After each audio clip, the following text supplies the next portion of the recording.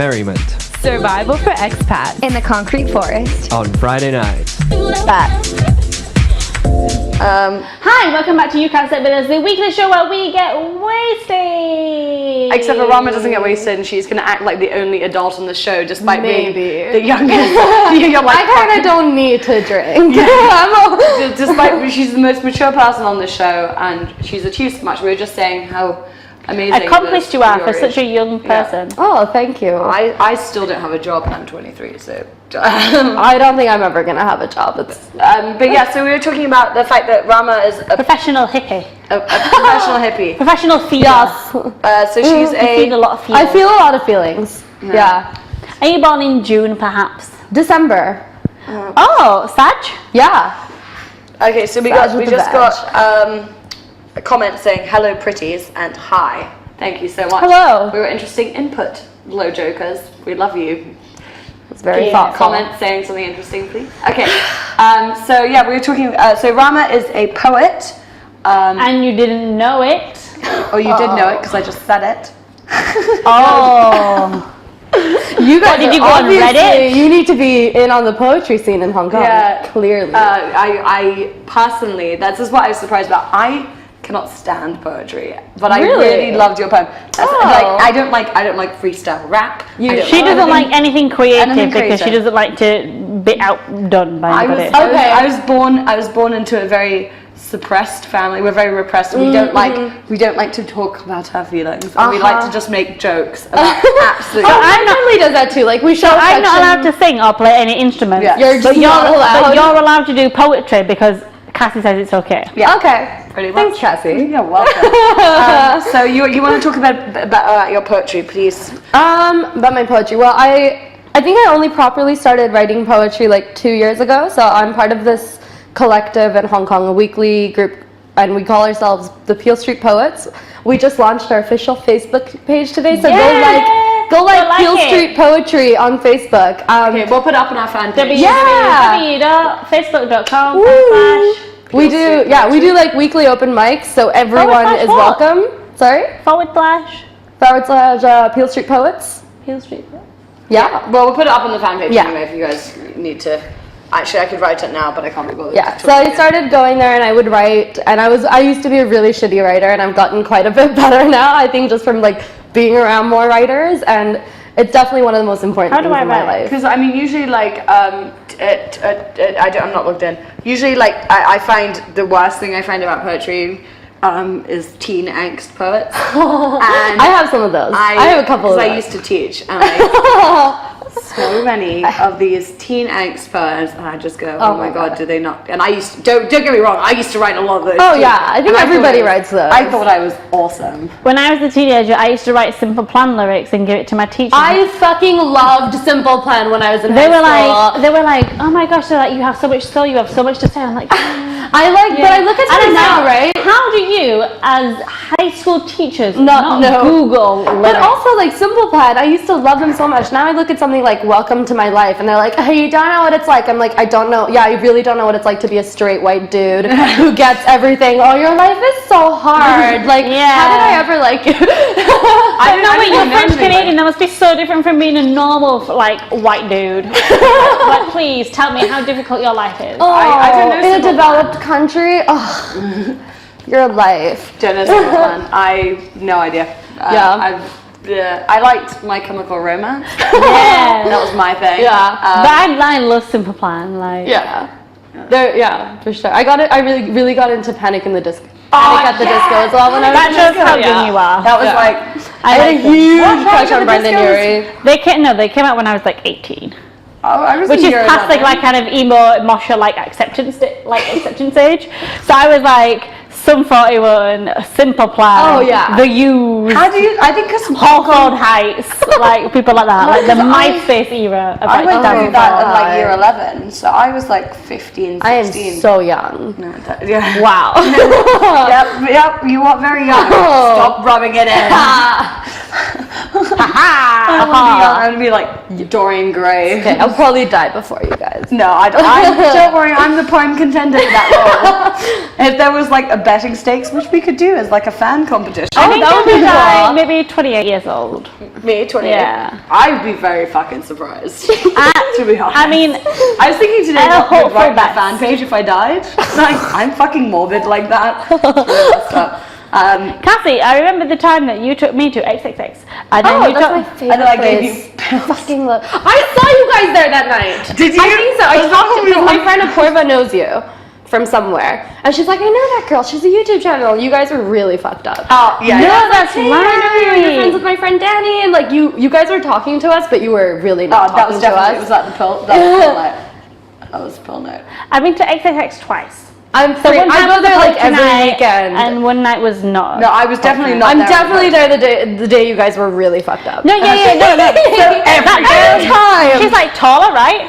Sorry? Your friend? She's like Yeah, she's taller. She got short hair. She used to have longer hair. Yes. Yeah. So I met her at Clockenflap. She was Yes, like, that's what she said. yeah. She like followed me like from my YouTube channel and like Yeah. liked my and she's super lovely. Like I love that girl so much. I love her. She's Probably my favorite fan that I've ever met. I don't really remember meeting you. I thought we met at Brew House. I don't think I've ever met you at Bruce. I definitely met this girl. It's like, I know. XXX. What were we talking about? I don't know. Like, you guys were super hair. fucked up, but it's not like I was like just like floating around as like a saintly sober person. We were probably stroking each other's arm hair. That's what we like to do. Why is it so dim? Because I'm running out of battery. Okay, so anyway, guys, we keep getting off topic. So we're going to show a video that Rama did for TED Talk. We have a bona fide celebrity. Yeah, she's an actual celeb. Thank you very much. And- It's a highbrow show. Yeah. Yeah. So we sometimes I've got actually real life haters and everything. we sometimes get somebody with actual credentials on the show, which is pretty fucking amazing. Like somebody who's actually like cool in real life. I think it's really funny that you think I have credentials. Yeah, well, your poetry was awesome. So can we show the video of Rama doing her poetry, and then we're going to talk about what it was about? Yeah. Basically. Yeah. You can't hear us, right? Cut the audio.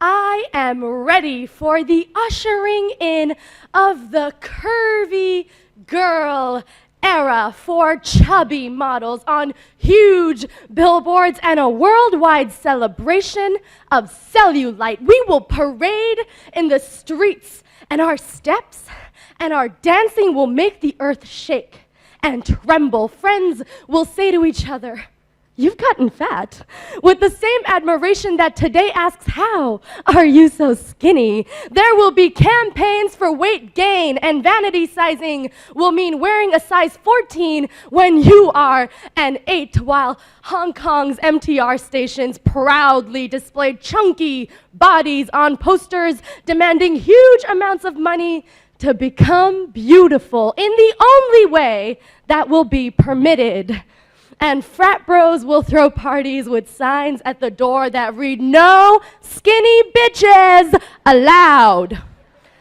And the curvy girls at the height of what we've been told is our time will look about and see our beautiful bodies become commodities, become objects, become celebrated, but only if they are detached from us. And 12 and 13-year-old girls will binge and never purge, because being fat and beautiful will come first in their worlds, and then we will realize, fat bitches and skinny bitches alike, that nothing has actually fucking changed.